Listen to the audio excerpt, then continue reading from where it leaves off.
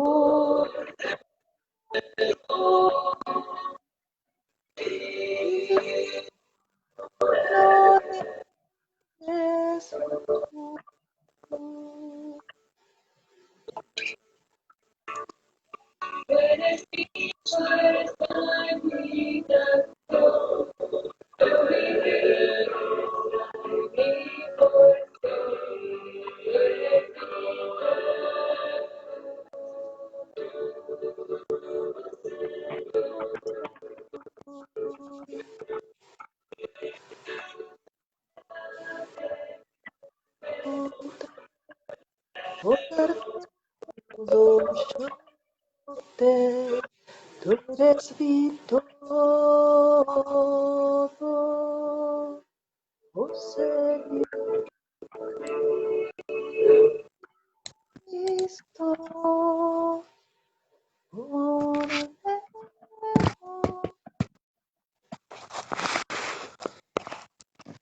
Buenas noches a todos. Nos encontramos otra vez para participar, para conversar acerca de el corazón de la Iglesia. Estamos transmitiendo desde la página de nuestro Ministerio de Evangelización Parroquial. Hoy nos toca a Graciela y a mí, como nos pueden ver en pantalla. La señora que está conmigo es Graciela Liliana Ruiz. Yo soy Marta Bacareza. Pertenecemos a la parroquia Sagrado Corazón de Jesús y Nuestra Señora del Rosario de San Nicolás. Esta es la primera charla de un ciclo de 3 charlas que vamos a desarrollar para que conozcamos un poquito más a fondo, un poquito más profundamente el corazón de nuestra iglesia, su organización. En el día de hoy vamos a estar conversando con ustedes, Graciela y yo. Mañana a las 9:30 de la noche también van a estar conversando Sergio y Jimena, de nuestra parroquia también. Y el día domingo, también a las 9:30, van a estar conversando con ustedes Emanuel y su esposa Alicia. Así que bueno, si les parece, podríamos comenzar esta noche con una oración. Nosotras elegimos particularmente un texto de la carta a los Efesios para hacer nuestra oración de esta noche, pensando que resume de alguna manera lo que nosotras quisiéramos transmitir. Obviamente, nadie lo va a decir mejor que San Pablo, así que, Gra, ¿vos querés agregar algo antes de la oración? Buenas noches a todos. Les agradecemos los que nos están escuchando y lo bueno sería que lo que puedan conocer hoy o recordar, porque quizás ya lo conocían, que sean multiplicadores de eso que van a poder recibir hoy. Así nuestra iglesia sigue creciendo a través de la evangelización del boca a boca, que es tan importante. Dar testimonio de lo que creemos, de lo que sabemos y de lo que vivimos, tratamos de vivir. Así que vamos a empezar poniéndonos en presencia de Dios, en el nombre del Padre, y del Hijo, y del Espíritu Santo. Amén. Amén. Pedimos al Espíritu Santo que venga en nuestra ayuda, que sea Él quien hable a través de nuestros labios, que sea Él quien inspire nuestras ideas, y que todo lo que digamos sea solamente y puramente lo que Dios quiere que hoy recibamos nosotros y los que nos están escuchando. Y en esta oración, apropiándonos de la palabra de Pablo, que es palabra de Dios, vamos a pedir por cada uno de los que están escuchando, por sus familias y por las intenciones. Esta oración que voy a leer yo, la hacemos por cada una de nosotras, por todos ustedes y por todas las intenciones que hay en el corazón, por los enfermos, por la situación tan angustiante que vive el país, por los que no tienen trabajo, por los que no tienen vivienda digna, por los que no tienen fe, por los que están desesperados y por los que tienen su esperanza puesta en Dios para que sepamos difundir, contagiar, testimoniar esa fe y ese amor que Dios nos tiene. Por eso doblo mis rodillas delante del Padre, de quien procede toda paternidad en el cielo y en la tierra, que Él se digne fortificarlos por medio de su Espíritu, conforme a la riqueza de su gloria, para que crezca en ustedes el hombre interior. Que Cristo habite en sus corazones por la fe, y sean arraigados y edificados en el amor. Así podrán comprender con todos los santos cuál es la anchura y la longitud, la altura y la profundidad. En una palabra, ustedes podrán conocer el amor de Cristo, que supera todo conocimiento, para ser colmados por la plenitud de Dios, aquel que es capaz de hacer infinitamente más de lo que podemos pedir o pensar, por el poder que obra en nosotros. A Él sea la gloria en la Iglesia y en Cristo Jesús, por todas las generaciones y para siempre. Amén. Es palabra de Dios. Te alabamos, Señor. Bueno, y si les parece, también podríamos saludar a la Santísima Virgen con el saludo del ángel, para que ella también se haga presente hoy en este encuentro de oración, de reflexión y de profundización que vamos a tener, que vamos a vivir juntos. Dios te salve María, llena eres de gracia, el Señor es contigo.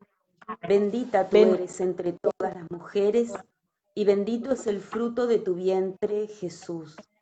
Santa María, Madre de Dios, ruega por nosotros pecadores, ahora y en la hora de nuestra muerte.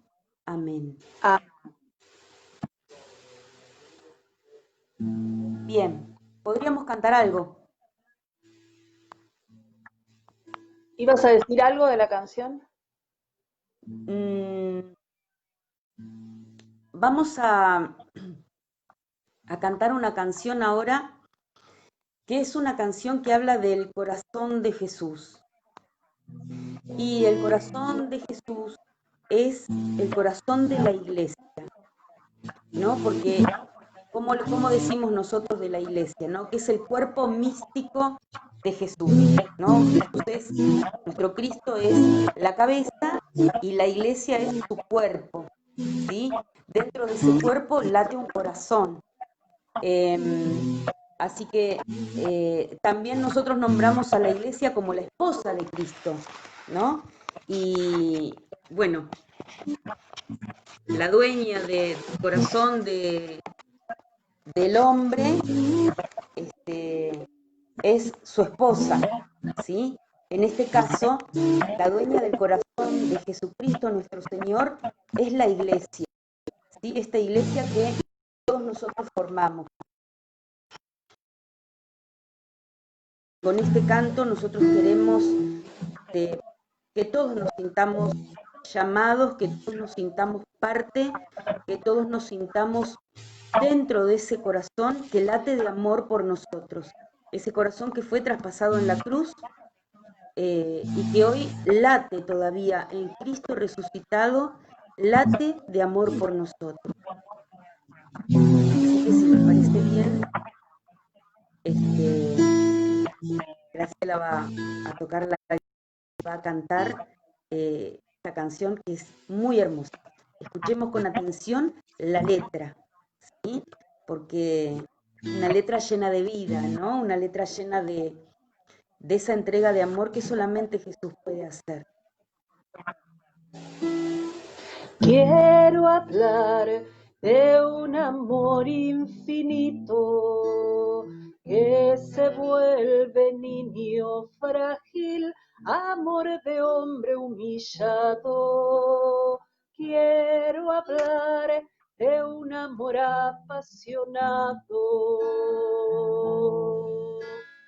Con dolor carga nuestros pecados, siendo rey se vuelve fuego de amor poderoso, salvador, humilde, fiel, silencioso.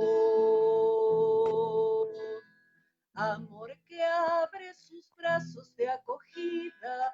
Quiero hablar del camino hacia la vida, corazón paciente, amor ardiente. Quiero hablar de aquel que venció la muerte. Quiero hablar de un amor generoso que se acerca y ama a todos, buscándonos todo el tiempo, esperando la respuesta, el encuentro. Quiero hablar de un amor diferente, misterioso, inclaudicable, amor que vence en la cruz.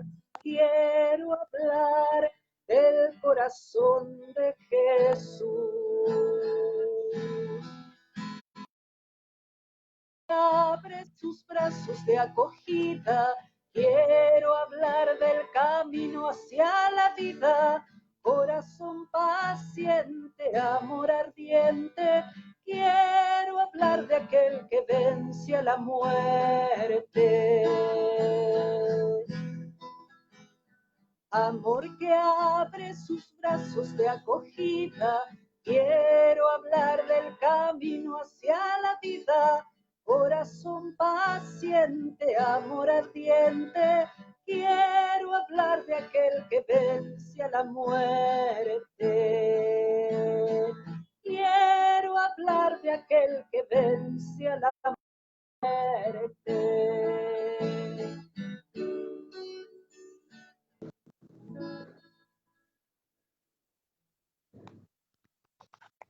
Bueno, así es. Jesús es aquel que vence a la muerte, ¿no? El que, el que se clavó en la cruz por nosotros, que murió y que resucitó y que nos compró a precio de su sangre. Entonces, esta noche en particular vamos a conversar acerca de la religión. ¿Qué es la religión? Vamos a hablar acerca de la revelación y también vamos a conversar acerca de la tradición, ¿sí? Así que, bueno. Bueno, empiezo. Acá nos están diciendo que se entrecorta el sonido, pero yo no tengo manera de Yo arreglarlo. tampoco, O sea, claro. lamento, pero bueno, no sé cómo se puede hacer. Quizás después que va a quedar grabado sale bien, no sé. Bueno, Claro, por ahí.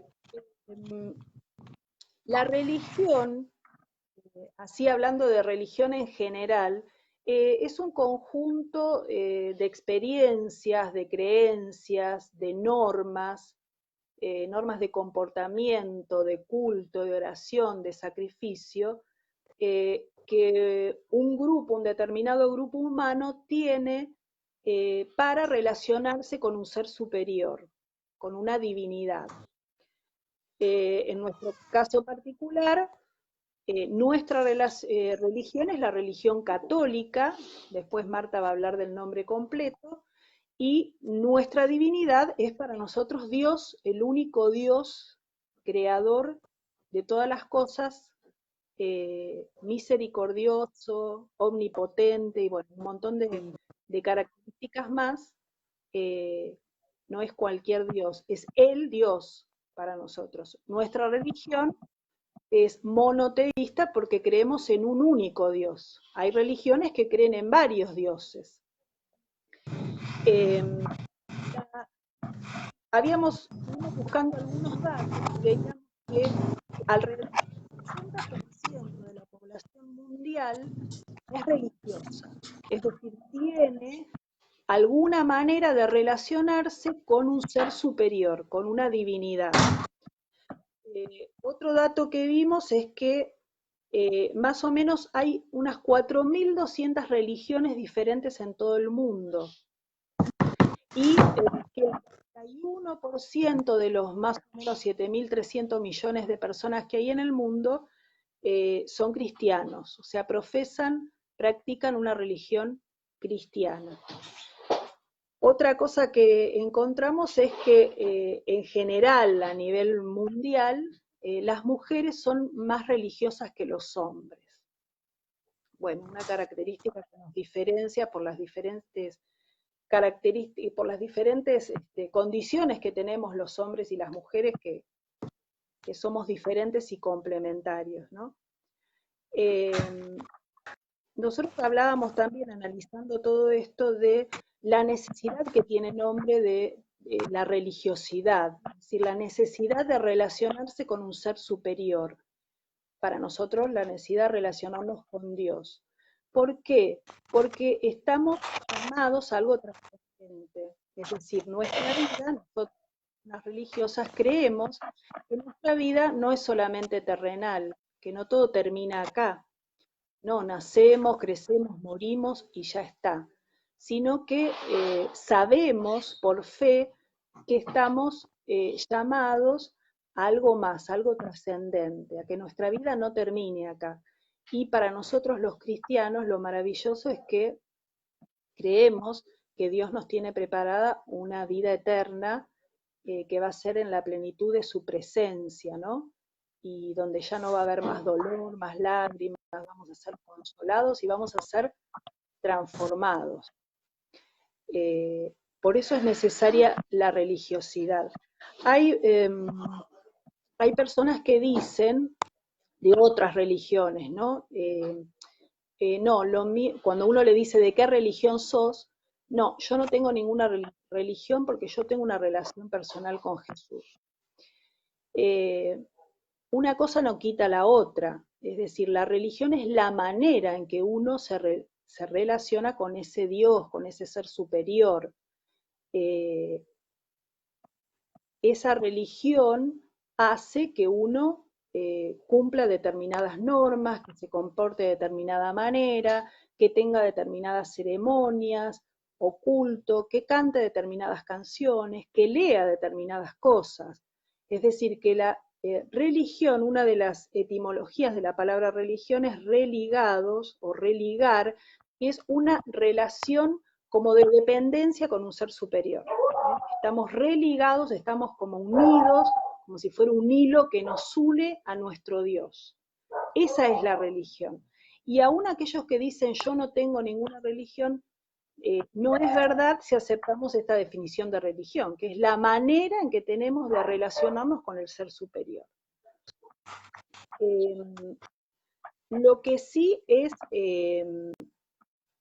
criticable, la falsa religión. Por eso nosotros vamos a distinguir entre dos, en la verdadera religión y la religión fariseísta, es decir, la religión que solamente cumple normas, de formas de conducirse y cumple con determinados ritos, pero que adentro en el corazón no lo vive de la misma manera o que no tiene una coherencia entre ese ser y aquello que vive. Por eso les quiero compartir un texto muy conocido del libro de los Hechos de los Apóstoles, el capítulo 2, del versículo 42 al 47, que dice: todos se reunían asiduamente para escuchar la enseñanza de los apóstoles y participar en la vida común, en la fracción del pan y en las oraciones. Un santo temor se apoderó de todos ellos, porque los apóstoles realizaban muchos prodigios y signos. Todos los creyentes se mantenían unidos y ponían lo suyo en común. Vendían sus propiedades, sus bienes, y distribuían el dinero entre ellos, según las necesidades de cada uno. Íntimamente unidos, frecuentaban a diario el templo, partían el pan en sus casas y comían juntos con alegría y sencillez de corazón. Ellos alababan a Dios y eran queridos por todo el pueblo. Y cada día el Señor acrecentaba la comunidad con aquellos que debían salvarse. Palabra de Dios. Te alabamos, Señor. Bueno, acá cuenta una comunidad que es la primera comunidad cristiana, la manera en que vivían su religiosidad, la manera en que se relacionaban con Dios. En primer lugar, en comunidad, ¿sí? Nadie se salva solo. Nadie puede decir, o no es completa la fe del que dice, yo creo en Dios y tengo mi relación con Dios y los demás no me relaciono con nadie. No. Ni tampoco que vive solamente una fe comunitaria y en lo personal no. Acá habla de las dos cosas. Se reunían asiduamente. Entonces, en la verdadera religión hay una reunión de los creyentes. ¿Que se reúnen para qué? Para la enseñanza de los apóstoles. porque nosotros tenemos que ir conociendo nuestra fe a través de la enseñanza de los que quedaron a cargo de eso, que Jesús dejó a cargo de esos, que son los apóstoles. Para hacer oración, o sea, obviamente se reunían para hablar con Dios, para agradecerle a Dios, para pedirle a Dios, para compartir el pan y también para velar por las necesidades del otro. Religiosa y una comunidad que compartía con sencillez de corazón, que ayudaba al hermano, que participaba de las enseñanzas de los apóstoles, que oraba, que alababa. Esa es la verdadera religión. O sea, yo en lo que creo manifiesto con la oración, con la alabanza y lo manifiesto. ¿Cómo? Que lo que creo lo pongo por obra. Bueno, claro.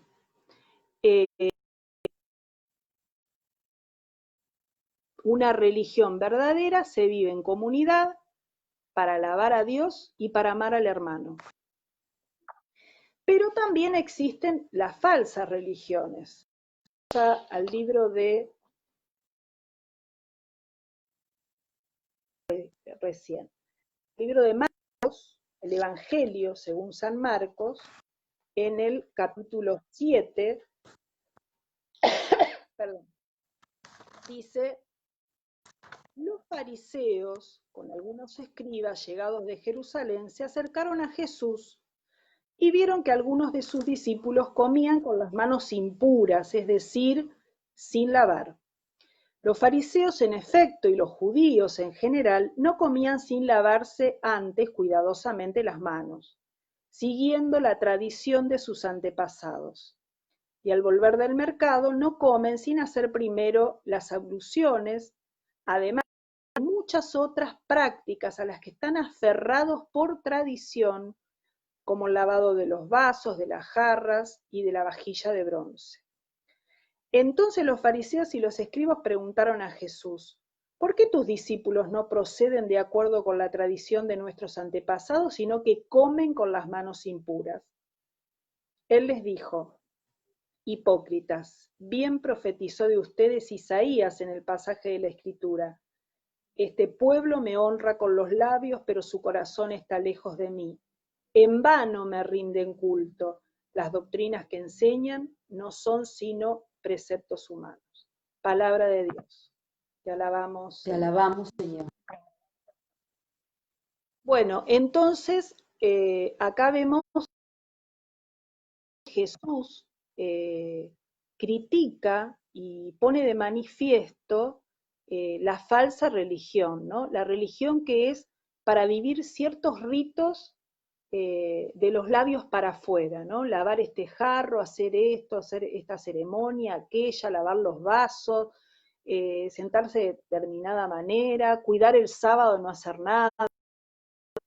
Justamente en la lectura del Evangelio de hoy, Jesús cura a un hombre que sufría de sábado y los fariseos lo critican, ¿no?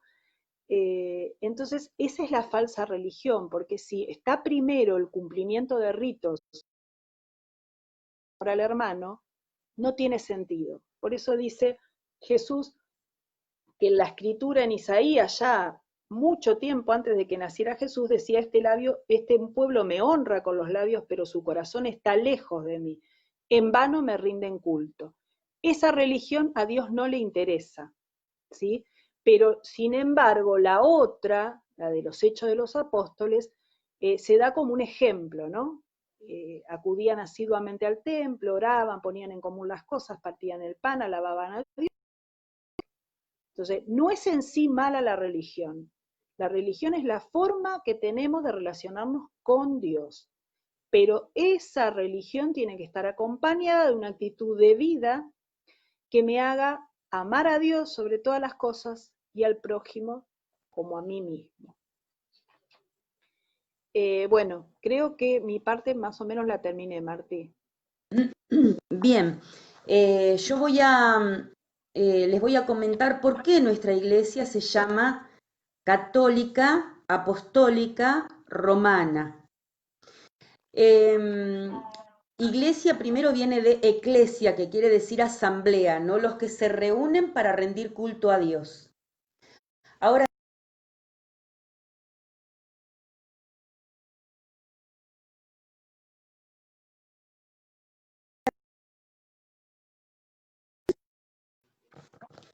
es una palabra, no sé, recién se cortó, lo voy a repetir. Católica significa universal. ¿Por qué es universal? Porque Jesús les dio un mandato a los apóstoles, les dijo todo el mundo la buena nueva de la salvación, ¿no es cierto? Entonces los apóstoles salieron a predicar por todo el mundo, conocido en esa época que era el Imperio Romano. Pero desde aquella época y hasta hoy se sigue extendiendo y se sigue predicando el mismo mensaje de salvación. Por eso decimos que nuestra iglesia es católica, es universal. Envió Jesús a... Nuestra iglesia es apostólica. ¿Por qué? Porque se funda en la predicación de los apóstoles con Pedro a la cabeza, ¿sí? Y este es un tema que va a profundizar Emanuel el día domingo a las 9:30 de la noche, ¿no? Nuestra iglesia es apostólica porque se funda en la predicación de cuya cabeza es Pedro. Creo que todos recordamos ese pasaje de la Escritura en el que Pedro hace su profesión de fe, reconoce a Jesucristo como el Mesías, el Hijo de Dios que debía venir, y Jesús le dice, te alabo Padre porque revelas estas cosas a los humildes, ¿no? Y a Pedro le dice, y yo te digo que tú eres Pedro, y sobre esta piedra edificaré mi iglesia, y las puertas del mal no prevalecerán contra ella, ¿no? Y a partir de ese momento, Pedro se convierte en la cabeza de la iglesia, la cabeza de los apóstoles, ¿sí? Ahora bien, estos apóstoles, en un momento, en determinado momento, van cediendo su lugar a los obispos, los nombran sus sucesores, ¿sí? Van dejando obispos en distintas comunidades para que continúen con esta predicación del mensaje, ¿no? Y desde aquel momento hasta hoy, nuestros obispos siguen siendo los sucesores de aquellos primeros 12 apóstoles, ¿sí? Por eso decimos que la iglesia es apostólica. Nosotros tenemos la tradición apostólica de la que vamos a hablar dentro de un rato también.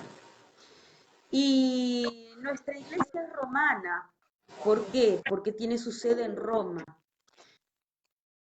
Su predicación en Jerusalén, pero en determinado momento se trasladó a Roma. Igual que San Pablo, y allí fueron martirizados los dos, ¿cierto? Con poquitos años de diferencia. ¿Cómo sabemos que los dos estaban en Roma? Porque hay coincidencia, cartas, una era la carta a los colosenses y la otra, no me acuerdo perfectamente en este momento, pero los dos hablan de que están con Marcos, hablan. Entonces, la iglesia interpreta que los dos estaban en Roma, en el mismo lugar, ¿sí? Compartiendo la predicación con Marcos. Así que, y ahí mismo, bueno, terminaron siendo martirizados los dos, ¿no? Los dos han derramado su sangre por Jesucristo nuestro Señor. Y hoy Pedro y Pablo son los pilares, ¿no? de esta tradición apostólica de la que nosotros estamos hablando.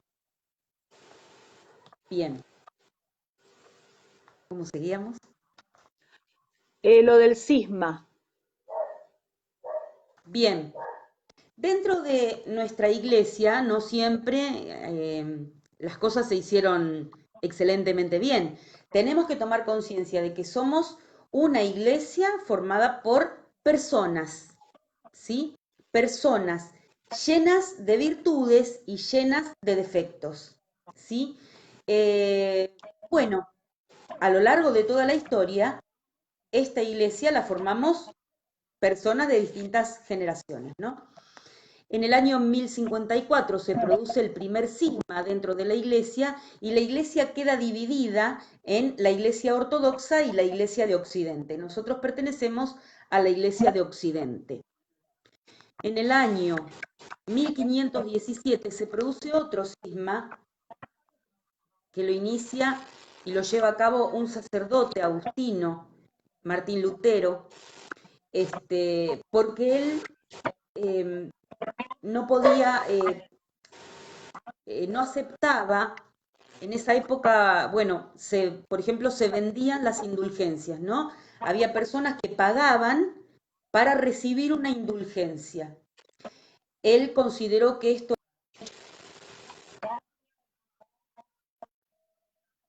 de esa época, ¿no? Estamos hablando de la Edad Media. Él consideró que eso no podía, quiso reformar la iglesia. Solo que en esta reforma que él quiso hacer se apartó de la cabeza de la iglesia, que es nuestro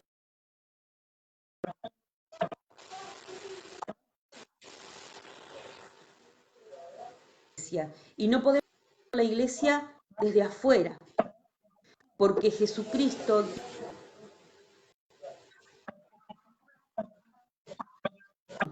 ¿sí? Nos llama siempre a estar juntos, siempre a congregarnos, a manifestar nuestra fe en unión.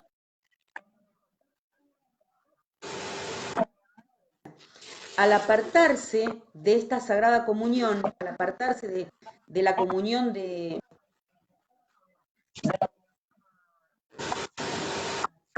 Martín Lutero, queda fuera.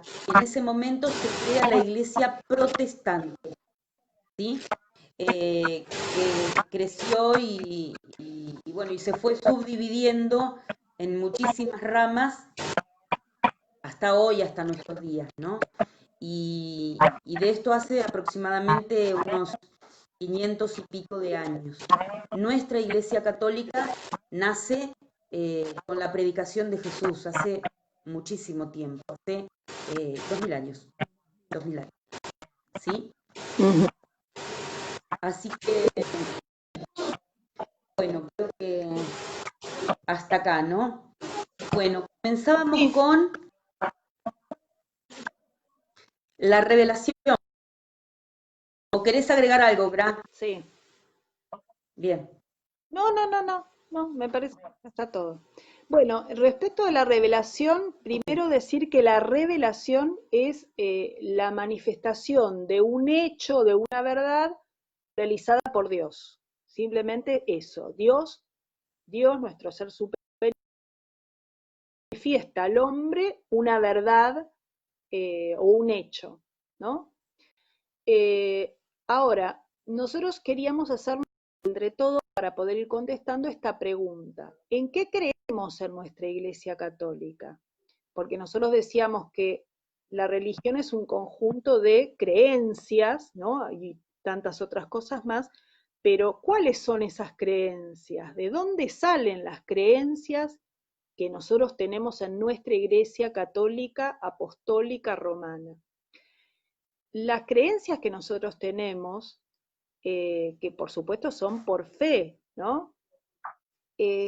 Nosotros la obtenemos directamente de la revelación que Dios le ha hecho al hombre. O sea que nosotros creemos en verdades reveladas por Dios. Dios se revela, se muestra, se manifiesta al hombre a través de hechos, a través de verdades, a través de situaciones como son, se da a conocer, se revela, se manifiesta. Entonces, la Iglesia Católica cree en lo que Dios le reveló al hombre y después planificó o perfeccionó esa revelación en la persona de su Hijo Jesucristo. Y esa persona, Jesucristo, que hizo esta revelación mostrando al Padre tal cual es, completando la revelación que hacía años venía haciendo Dios a través, o en especial al pueblo judío, eh, lo manifiesta a través de su Hijo Jesús, y Jesús deja esta revelación en manos de Pedro, cuando, como dijo Marta antes, dice, tú eres Pedro y sobre esta piedra edificaré mi iglesia, ¿no? Y toda la iglesia se va construyendo teniendo como cimiento, como piedra fundamental a Pedro y como cimientos a los apóstoles. Entonces nosotros no creemos en cualquier verdad, creencia que sacamos de oídas o que hemos hecho alguna deducción de algún lado. Las creencias que nosotros tenemos están fundadas en la revelación hecha a Dios, hecha por parte de Dios, a través de la historia y completada, perfeccionada, que dejó encargada esta revelación para que siga siendo transmitida en la iglesia. Por eso, como nosotros seguimos ligadas a la autoridad del Papa, nuestro Papa Francisco es,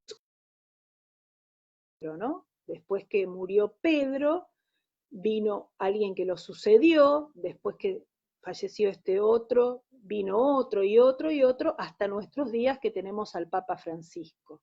Entonces, en él depositó Jesús la autoridad, dijo, lo que ates en la tierra quedará atado en el cielo, lo que desates en la tierra quedará desatado en el cielo, y en esa autoridad en sus enseñanzas. Esa es la revelación. Y esa revelación es absolutamente necesaria porque la de Dios supera nuestra inteligencia humana. Nosotros de ninguna manera podríamos haber accedido mínimamente al conocimiento de Dios si Dios no se hubiera revelado a nosotros. Porque nuestra capacidad e inteligencia humana son limitadas. La inteligencia de Dios es infinita, inconmensurable, y la nuestra es limitada, es finita, es humana. Por eso fue necesaria una revelación. Dios lo sabía, si Dios nos creó, sabe hasta cuánto podemos y cuánto no. Y veíamos que deben encontrar como dos grandes tipos de revelación. Revelación natural y revelación sobrenatural, de las que nos va a hablar Marta. Bueno, acerca de la revelación natural, ¿no? ¿Cuántas veces, ¿no? Nos hemos sentido extasiados mirando, por ejemplo, un paisaje, mirando el cielo, ¿no? ¿Cuántas veces mirando el cielo, viendo los colores, las nubes, ¿no? Una madre, cuando recién da a luz a su hijo y lo ve por primera vez, ¿no? ¿De quién puede venir la fuerza de la vida? ¿De quién? Ahí tenemos nosotros algunos ejemplos de revelación natural de Dios, ¿no? Nosotros vemos a Dios en la naturaleza, no porque lo veamos a Él específicamente, sino porque nos damos cuenta que detrás de lo que estamos mirando, detrás de lo que nuestros ojos están contemplando, tiene que haber un ingeniero con mayúscula, ¿no? Que ha hecho posible ese crepúsculo, ese niñito que acaba de nacer del vientre de su madre, esa planta que nos maravilló, ¿cierto? A veces nos sentimos como sobrecogidos y hasta se nos vienen lágrimas a los ojos. Detrás de la creación, las manos de Dios, creador, ¿sí? Y después también tenemos la revelación sobrenatural. Por ejemplo, la revelación, cuando Dios se revela a a Moisés desde la zarza ardiente, ¿no? Cuando le dice que lo va a mandar al pueblo de Egipto a rescatar perdón, sí, lo va a mandar a Egipto a rescatar al pueblo de Israel que estaba esclavo, ¿no? Y se le revela de una manera sobrenatural en una zarza que estaba toda prendida a fuego, pero que no se quemaba, no se consumía desde ese lugar, ¿no? Es una revelación sobrenatural, ¿sí? Cuando Dios se hace presente eh, e irrumpe en la vida de la Santísima Virgen María, por más que ella lo esperaba y ella anhelaba en su corazón, nunca pensó que Dios se le iba a aparecer. Esa visión sobrenatural del ángel de Dios, de San Gabriel Arcángel, hablándole a la Virgen, explicándole el plan de Dios, es una revelación sobrenatural, ¿sí? Y este, creemos que decidimos empezar a escuchar a Dios, empezar a seguirlo, no, de ahora en adelante me parece que esto bien, lo voy a hacer, voy a empezar a ir a misa, voy a empezar creciendo en este camino de fe. Miramos hacia atrás y vemos todas las veces que Dios sostiene, que nos estuvo encauzando, para acá no, mejor para acá. ¿Cuántas veces hemos visto la presencia de Dios en nuestro pasado? ¿Sí? Es como una revelación sobrenatural, ¿no? Dios nos permite ver su mano, nos permite ver esa conducción, esa protección, ¿no? Que Él ha puesto sobre nosotros. En algún pasaje de la Escritura dice, yo entrego pueblo a causa de ti. Miren qué amor apasionado, ¿no? Las palabras que utiliza nuestro Señor. Yo entrego pueblos a causa de ti. Así que bueno, estos son algunos ejemplos de revelación natural y revelación sobrenatural. Bueno, yo quería agregar Bien, respecto de la revelación natural, en el Salmo 18 dice, el cielo proclama la gloria de Dios y el firmamento anuncia la obra de sus manos. Un día transmite al otro este mensaje y las noches se van dando la noticia. Sin hablar, sin pronunciar palabras, sin que se escuche su voz, resuena su eco por toda la tierra y su lenguaje hasta los confines del mundo. El cielo proclama la gloria de Dios y el firmamento anuncia la obra de sus manos. O sea, en la naturaleza Dios se manifiesta, se revela de una manera grandiosa, ¿no? De una manera asombrosa para el hombre, sí, de una manera sí, compleja, difícil, porque fíjense que desde que el hombre es hombre intenta a través de la ciencia interpretar, describir el comportamiento, los fenómenos naturales, intenta describir el movimiento de los planetas y ha descubierto y ha entendido muchísimas cosas, pero a medida que va estudiando y va comprendiendo, van surgiendo más y más preguntas y se va maravillando cada vez más de la obra tan perfecta que creó Dios, ¿no?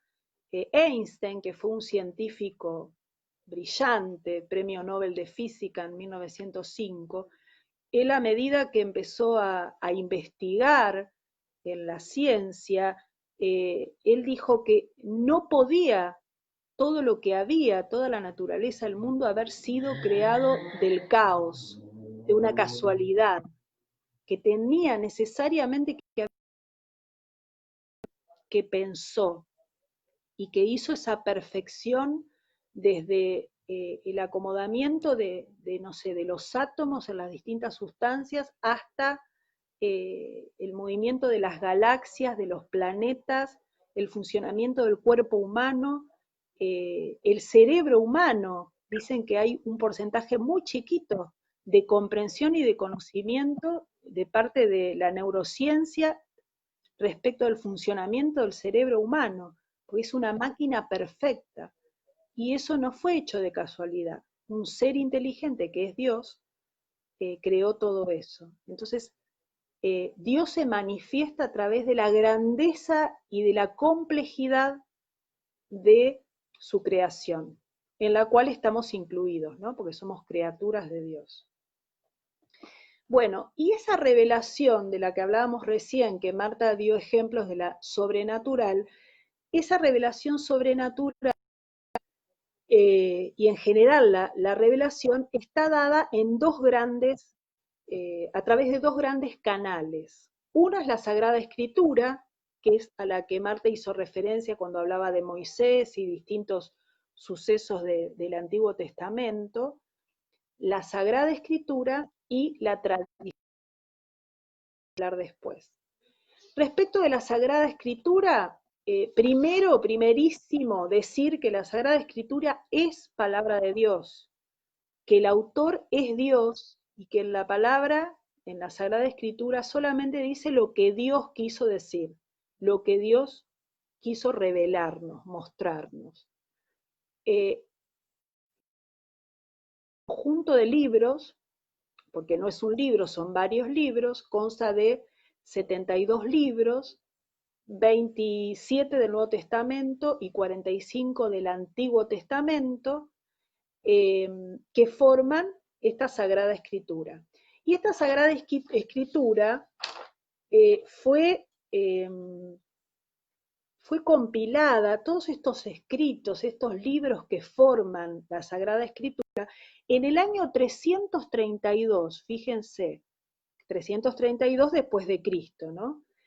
San Dámaso I, que fue un papa, igual esto lo hizo antes de ser papa, mandó a recoger, a traer, a juntar escritos de Éfeso, de Corinto, de los distintos escritos que fueron haciendo los apóstoles, fue recopilando todos esos escritos para armar el libro de la Biblia, de la Sagrada Escritura, junto con los libros del Antiguo Testamento, los escritos del Antiguo Testamento, que acuérdense que Jesús mismo utilizaba, ¿no? Entonces, si para Jesús los escritos del Antiguo Testamento eran palabra de Dios, porque Él lo tomaba para enseñar, para predicar, para instruirnos y revelarnos a su Padre, si Jesús lo reconoce como palabra de Dios, obviamente los apóstoles también lo reconocieron. Pero San Dámaso también reconoció como palabra de Dios a escritos que hicieron los apóstoles, ¿no? Están los evangelios hechos por Mateo, Marcos, Lucas, Juan, que relatan la vida terrenal de Jesús. Después están los escritos de Pablo, de Pedro, de Juan, cartas dirigidas para instruir y para evangelizar y para acompañar y contener a las distintas comunidades que se iban formando. Y San Dámaso I le pidió a San Jerónimo que lo tradujera a un lenguaje popular, porque estaba escrito de manera que no era fácil de comprender. Esto fue en el año 332, dijimos. En el 366 fue nombrado papa. Esta Sagrada Escritura consta de libros históricos, libros proféticos, libros morales. La Sagrada Escritura también nos revela a Dios a través de cuentos, de leyendas, pero todo lo que está en la Sagrada Escritura es porque Dios quiso que esté, porque todos los que le escribieron, que fueron hombres inspirados por Dios. Dios inspiró en los hombres para que ellos escribieran y revelaran su ser, lo revelaran a Él para que lo podamos conocer y a su Hijo. Entonces, estos autores escribieron inspirados por Dios, pero con su propia impronta, con sus características, con el lenguaje que tenían, con los conocimientos que tenían, con características propias de la época en la que vivían, con ejemplos de la época. O sea que tienen características de las personas que lo escribieron y también tiene características según a quién están dirigidos, ¿no? Dice que Pedro se dedicó a predicar a los judíos y Pablo a los paganos, entonces según a quién le escribía también encontraban la manera de que les llegue mejor el mensaje, pero todos bajo la inspiración de Dios, por lo tanto podemos afirmar que la Sagrada Escritura es palabra de Dios. Y todos estos libros que San Dámaso juntó para armar la Biblia, por supuesto que fueron escritos, que fueron estudiados, analizados, ¿no? No iban a poner cualquier cosa. Entonces supongo también que habrán orado para eso, para saber, bueno, esto es tu palabra, no es tu palabra. Por eso esos 72 libros hay garantía de que son palabra de Dios, porque lo hicieron, lo dejaron los apóstoles a quienes Jesús, dijimos, los dejó encargados de eso, el Evangelio. Y ellos decidieron escribirlo y ponerlo en esta Sagrada Escritura para que llegue aún hasta nuestros días, ¿no? Para que sea de más fácil de evangelizar, tener esto escrito. Yo quería agregar algo, Gra. Con respecto a esto que vos decías de que cada uno escribía con las características de la época que estaba viviendo, ¿no? Por ejemplo, Dios tiene una pedagogía con nosotros, ¿no? Él nos habla para que nosotros podamos entender. Por ejemplo, cuando Dios establece un pacto con Abraham, Dios, ¿cómo se las ingenia para que Abraham comprenda que estaban haciendo un pacto, que él le estaba ofreciendo un pacto, ¿no? En esa época, ¿cómo se hacían los pactos? Se tomaba un animal, se cortaba por la mitad, se abrían las dos partes así y los que firmaban el pacto, en vez de firmar así como hacemos nosotros ahora, pasaban entre medio de el animal que estaba partido en dos partes, ¿sí? Entonces, Dios le pide a Abraham que traiga una serie de animales, ¿no es cierto?, que los parta por la mitad y que los abra, ¿no? Y en ese momento, la escritura dice que una hoguera ardiente y una antorcha pasaron entre los animales y Abraham también pasó. Y así Abraham entendió que Dios estaba haciendo un pacto con él. Hoy en día, esta clase de pacto es impensable para nosotros. ¿Cómo hacemos nosotros los pactos? Y bueno, ante un escribano firmamos, ¿no es cierto?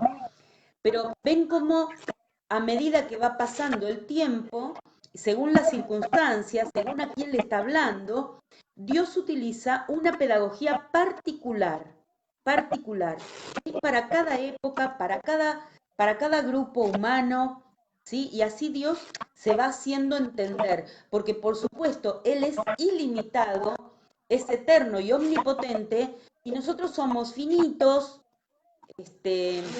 sumamente limitados con respecto a esto de la ciencia que comentaba Graciela, ¿no? El Eclesiastés nos dice, no hay nada nuevo bajo el sol, ya todo está hecho, todo está creado. Lo que pasa es que al hombre le cuesta ir comprendiendo las cosas que Dios creó para nosotros.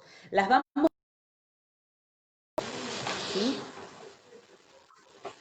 Bueno, quería agregar esto con respecto a la pedagogía de Dios, ¿no? A esta forma tan particular que Dios tiene de hablarnos en distintas épocas, de distintas maneras, para que nosotros podamos entender lo que Él nos quiere decir.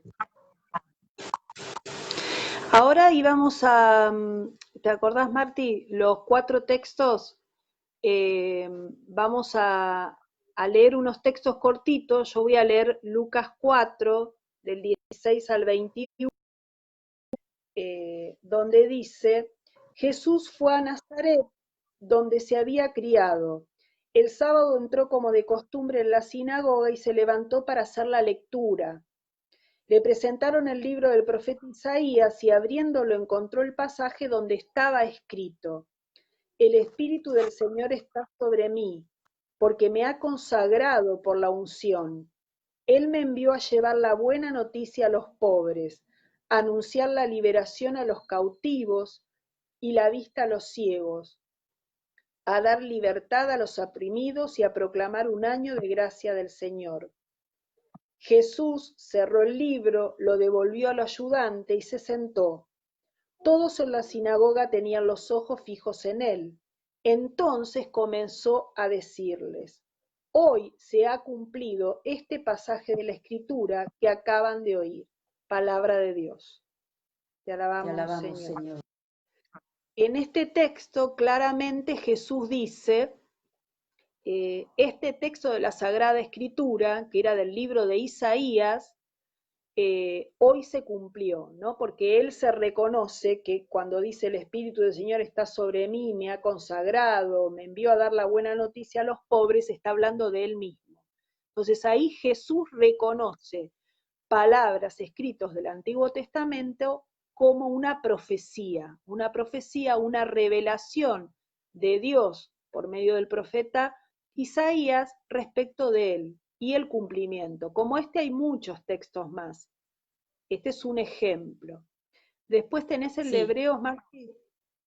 Sí, voy a leer yo Hebreos 1, del 1 al 3a.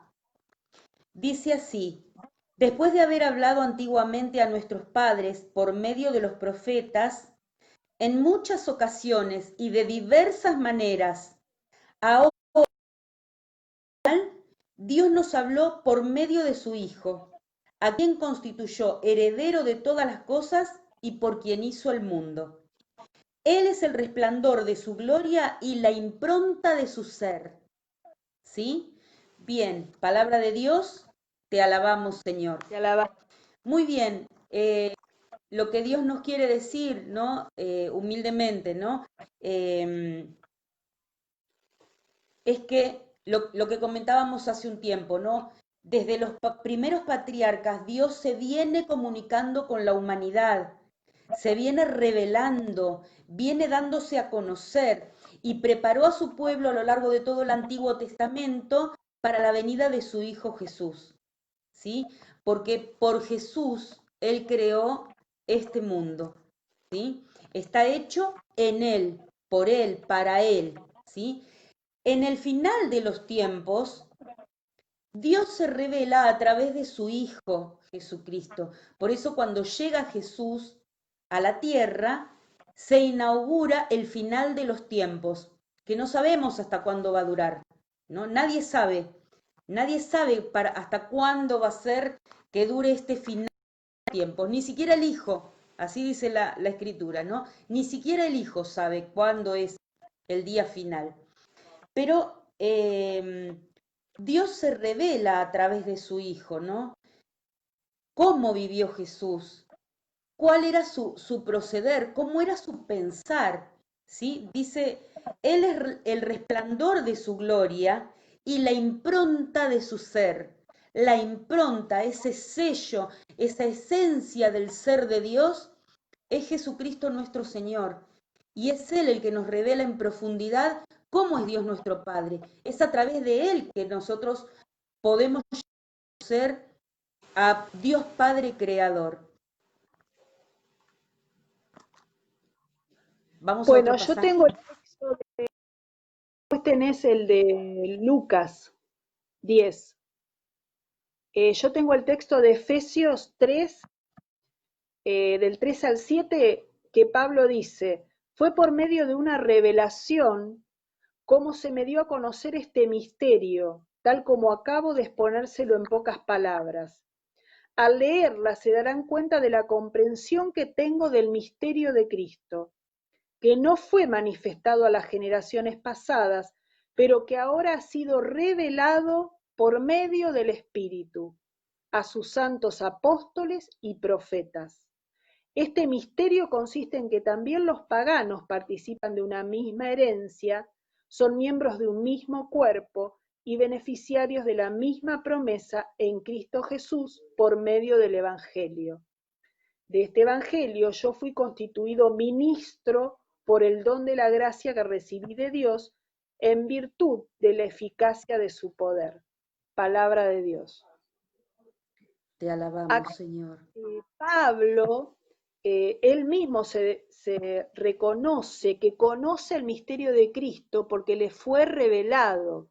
Dice, no así a los antepasados, sino que nos fue revelado a nosotros, a los apóstoles y a los profetas, por medio del Espíritu.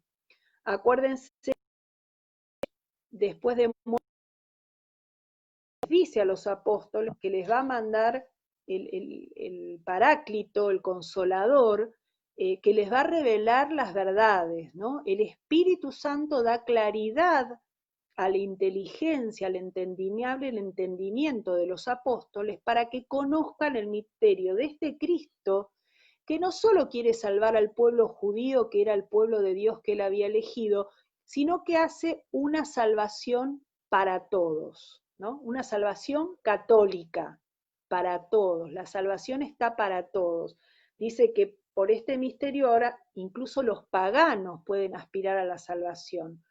¿De qué manera? Aceptando a Jesús como Señor y Salvador, creyendo en Él y siguiéndolo.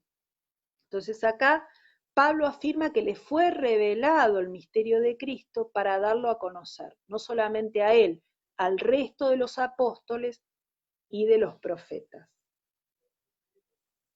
Y nos quedaba uno, Martí, Lucas 10, 22. Tengo Lucas 10, 21 y 22. Sí. Dice así: en aquel momento Jesús se estremeció de gozo, movido por y dijo: Te alabo, Padre, Señor del cielo y de la tierra, por haber ocultado estas cosas a los sabios y a los prudentes, y haberlas revelado a los pequeños. Sí, Padre, porque así lo has querido. Todo me ha sido dado por mi Padre. Nadie sabe quién es el Hijo, sino el Padre. Como nadie sabe quién es el Padre, sino el Hijo, y aquel a quien el Hijo se lo quiera revelar. Palabra de Dios. Te alabamos, Señor. Qué importante este pasaje, ¿no? Qué importante. Fíjense que Dios no le revela sus verdades a los sabios y a los prudentes, que podríamos decir a los muy inteligentes o a los poderosos de nuestro mundo, sino que se lo revela a los humildes. Fijémonos los apóstoles, ¿no? ¿Quiénes eran? Pescadores, cobradores de impuestos, ¿no? Los más olvidados, y hasta un cobrador de impuestos era una persona despreciado dentro de la comunidad de la época, ¿no es cierto? En esas personas se fija Dios, y a Él se les revela su Hijo muy amado, Jesucristo nuestro Señor, ¿no? En otro pasaje de la Escritura dice que Dios se fija en los que no son nada, ¿no? Para echar por tierra la sabiduría humana, ¿no? Nuestra sabiduría que es tan finita y tan limitada, ¿no? Fíjense qué gracia nos ha concedido, que se nos ha revelado a través de Jesucristo nuestro Señor, ¿no? Nadie sabe quién es el Padre, sino el Hijo, y aquel a quien el Hijo se lo quiera revelar.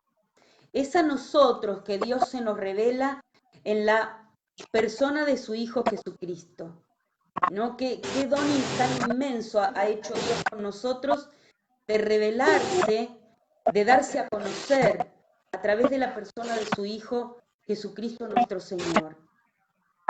Bien. Y esto nos lleva a conversar acerca de la tradición. ¿Sí? Vamos a conversar acerca de la tradición. ¿Quiénes fueron los que a nosotros cómo nos llega a nosotros ese mensaje que comenzó con Jesucristo nuestro Señor, dándose a conocer, ¿no? Bien, Dios quiere que todos los hombres se salven, ¿no? Ese es el plan salvífico de Dios, que todos los hombres se salven, ¿sí? Dios quiere que todos nosotros lleguemos a la verdad, y la verdad es Jesucristo nuestro Señor. Él dice: yo soy el camino, la verdad y la vida. Él no dice: yo les voy a mostrar una verdad, yo les voy a enseñar un camino. No, no, no. Yo soy el camino, la verdad y la vida. Dios quiere que nosotros lleguemos al conocimiento de la verdad, que es el conocimiento de Jesucristo nuestro Señor.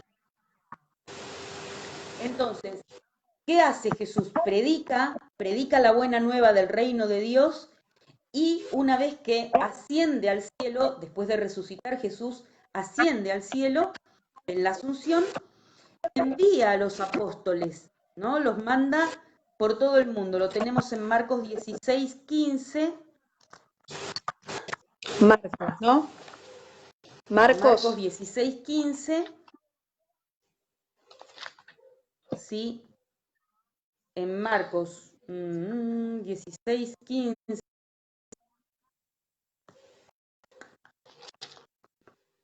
Dice, entonces les dijo, vayan por todo el mundo, anuncien la buena noticia a toda la creación.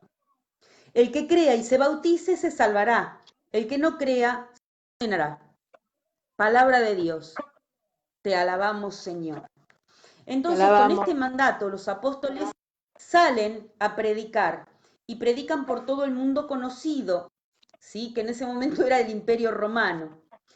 Pero a lo largo del tiempo, la potencia del mensaje de esta buena noticia del reino llega hasta nuestros días, habiendo comenzado con 12 hombres nada más. Por eso también, ¿no? A veces decimos, ay, ojalá viniera más gente, ay, ojalá se llenara la iglesia. Jesús empezó con 12. Y con 12 la iglesia predica el mensaje de salvación desde hace más de 2000 años.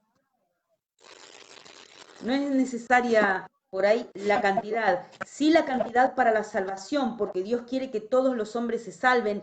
Entonces, esta buena nueva del reino de Dios tiene que ser predicada, tiene que ser enseñado, tiene que ser escuchado por todos, ¿sí? Por ahí con un grupo ya estamos bien, ¿no? Bien, esta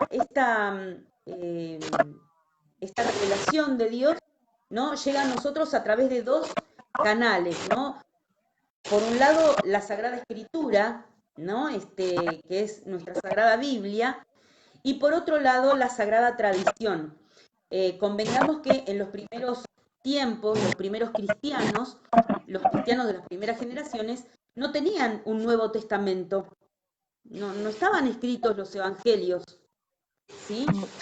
Eso fue llegando a los distintos lugares, a las distintas primeras comunidades, a través de la predicación de los apóstoles, ¿sí? Y luego algunos apóstoles y otros hombres apostólicos también, compañeros de los apóstoles, empezaron a registrar en libros, pero esto comenzó por el año 70, ¿sí? De nuestra era. Recién ahí se empezaron a escribir los primeros libros del Nuevo Testamento.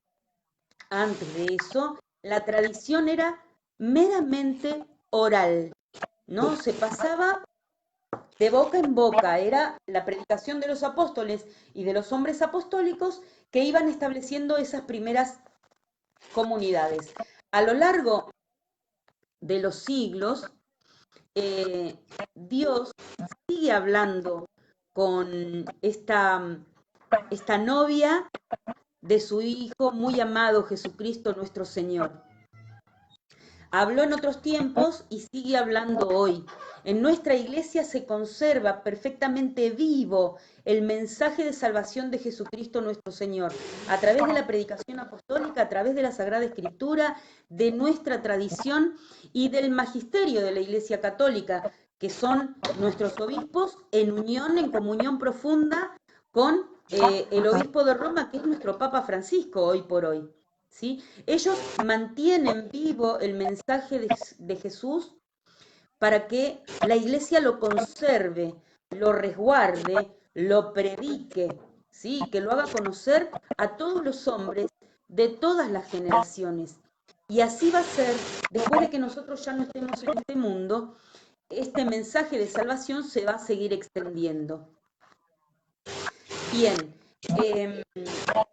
la Sagrada Escritura y la tradición hacen presente entonces este misterio de Cristo Redentor, de Cristo Salvador. Nosotros debemos escuchar la Sagrada Tradición con el mismo respeto y con la misma fe que leemos la Sagrada Escritura, ¿sí? También es necesario que hagamos una distinción, ¿no?, entre la Sagrada Tradición, que es el mensaje salvífico de Jesucristo nuestro Señor, de la buena nueva del reino de Dios, y las tradiciones que pueden ser teológicas, que pueden ser disciplinarias o litúrgicas o devocionales, que pueden nacer con el correr del tiempo, ¿no? Así como en algún momento la Santa Misa, por ejemplo, se celebraba, el sacerdote la celebraba en latín y de espaldas al pueblo de Dios, ¿sí?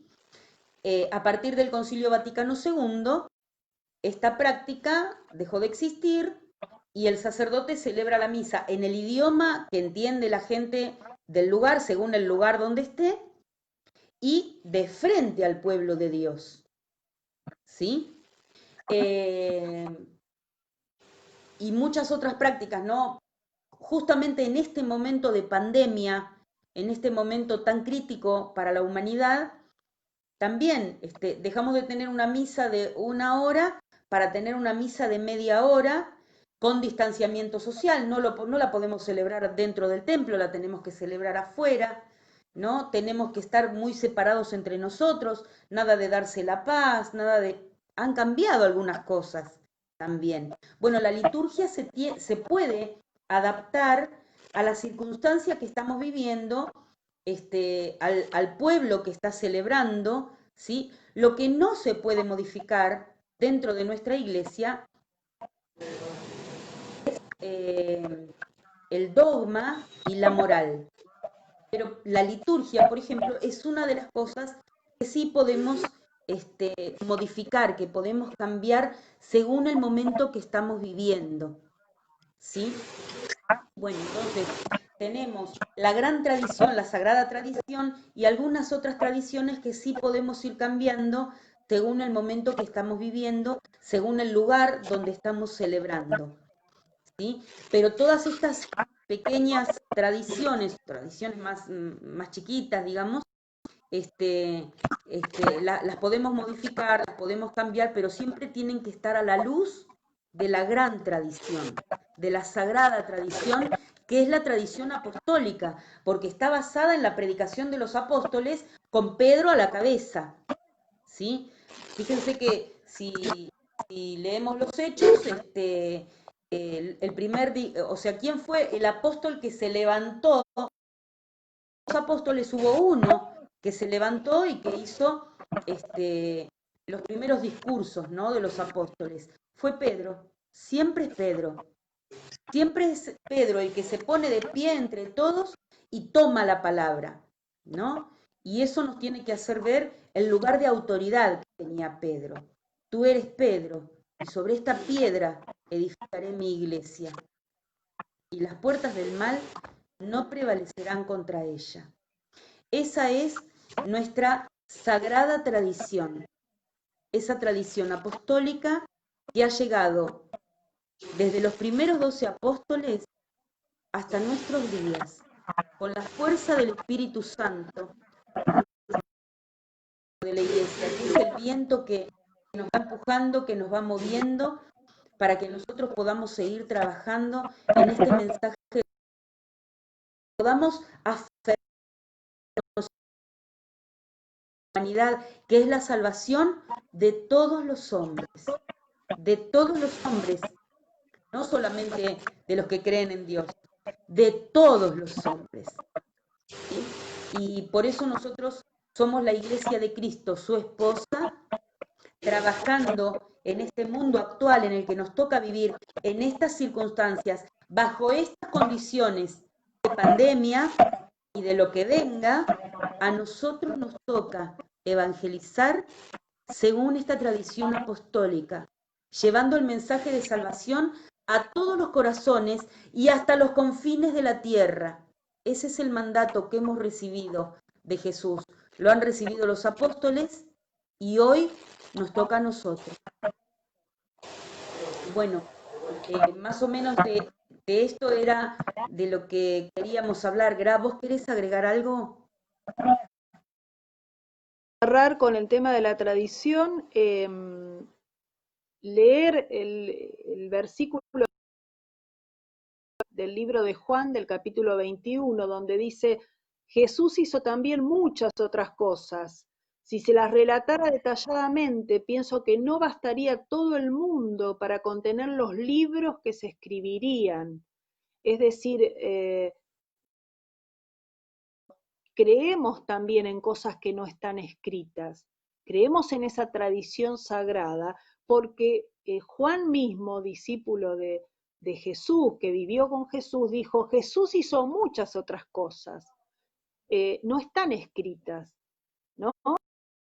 Como dijo Marta, los primeros 70 años no había escritos de la vida de Jesús, era solamente la tradición oral. Entonces nosotros no podemos negar esas enseñanzas, decir, si no está en la Biblia no es verdad.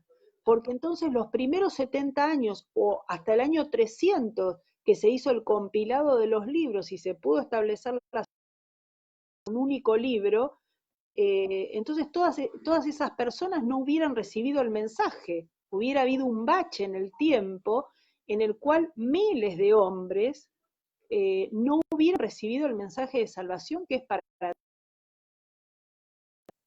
nosotros. Creemos en la Sagrada Escritura, como ya lo explicamos, pero también creemos en lo que los apóstoles, los profetas nos han enseñado, porque no todo está escrito.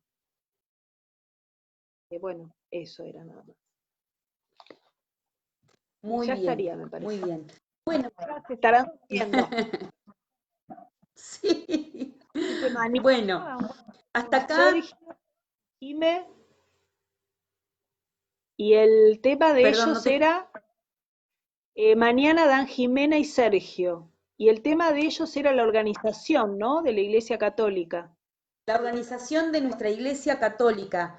Mañana a las 9:30 nos van a conversar Sergio y Jimena acerca de este tema importante y fundamental, que es la organización de nuestra Iglesia.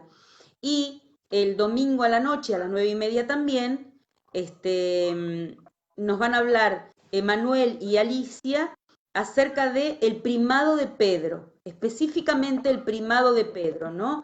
Cabeza de los apóstoles y hoy cabeza de nuestros obispos, ¿sí? Así que bueno, espero que a alguien le haya servido, le haya podido aclarar algún concepto, lo que conversamos hoy. Y nosotras queremos despedirnos con una canción también, ¿no?